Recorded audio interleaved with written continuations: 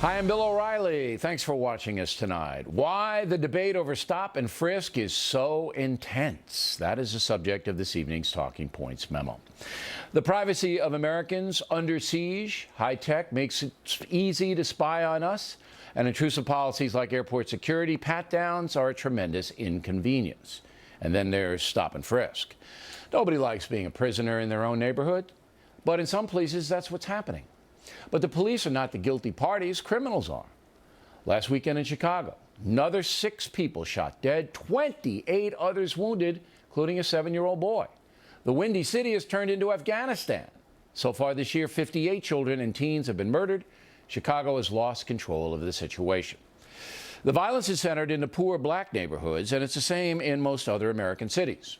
Here in New York, under the very liberal mayor David Dinkins, murders were topping 2,000 a year. Then Rudy Giuliani took over, and a new policing strategy was put into place under Police Commissioner Bill Bratton. Essentially, the cops flooded the high crime zones, arresting known thugs for just about anything. The plan worked. Last year, there were just 419 murders in New York, a city of more than 8 million people. One of the tactics police use to discourage thugs from carrying illegal guns is stop and frisk, whereby officers search people they believe may be loitering or look suspicious. Most of those frisks are minorities, and that is causing deep anger.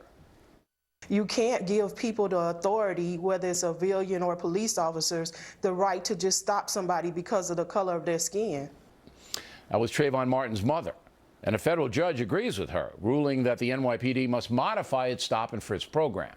Liberals are overjoyed, but not so fast. The unintended consequence of a slowdown in stop and frisk could be death. The losers in this, if this case is allowed to stand, are people who live in minority communities. 97% of the shooting victims in New York City last year were people of color. Black or Latino. Not only that, but 89% of the accused killers in New York City are minorities. And that's why people of color are under more scrutiny.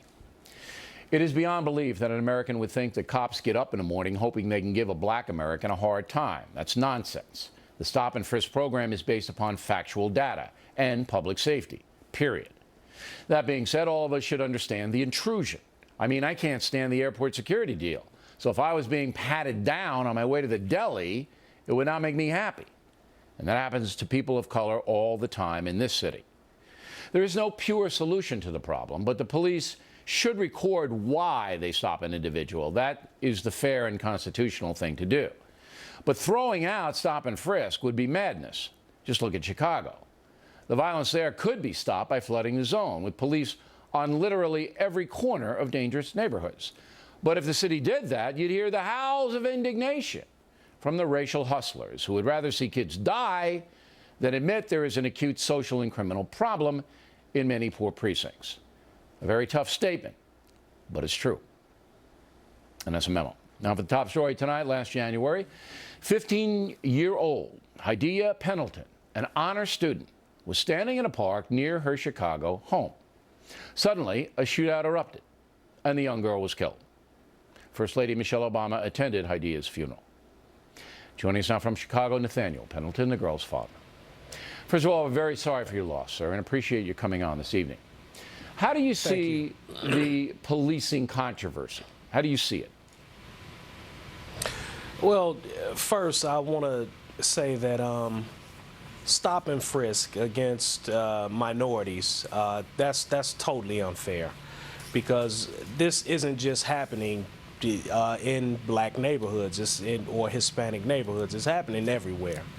And perfect example of that is Sandy Hook also. So the thing is, I think tougher gun laws is much better than, is a much better deterrent than just making people, you know, criminalizing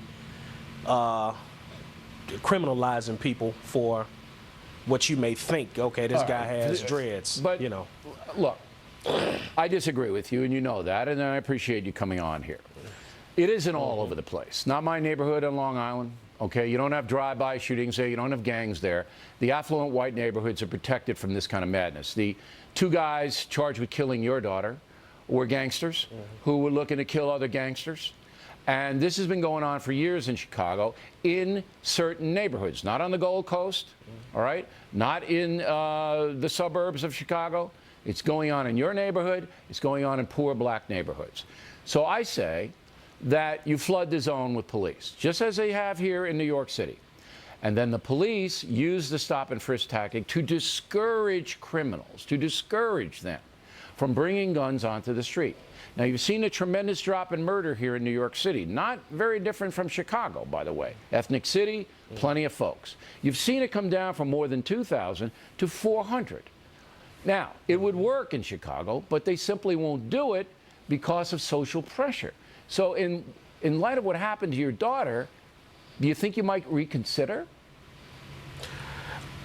I can't reconsider because it could be a lot of innocent young men being criminalized for No, but they're not, though. They're just walking they're up the patted street. down and then they're allowed to go on their way. Granted, it's an annoyance. It's an intrusion, and you could construe it as an insult. But if you look at where the crime is and where the problems are, they're not going to be patting white people down in Bloomingdale's. Go ahead. But you don't agree that that's all depending on how that officer feels that morning. Look, you know, if it's the easy officer to say that does, it's just a quick pat down, but most of the time it isn't. It's, you know, get on the ground. So you know, are you telling me you don't trust the police? I'm not saying I don't trust them. I'm saying that that's a lot of power being given to them. It is. To be able, and I agree with you 100%. It is a lot of power given to the individual officers who randomly select people to pat down. There's no doubt about it. You're absolutely right. But what is the greater good? I feel so sorry for you and your family. I mean, your daughter was so lovely and was going to have a great life. She was an honor student. There's no way, there's no way this should have ever happened. Yet if you use aggressive police statistics, as proven here in New York City, you will cut this kind of madness down. We have to pay a price sometimes.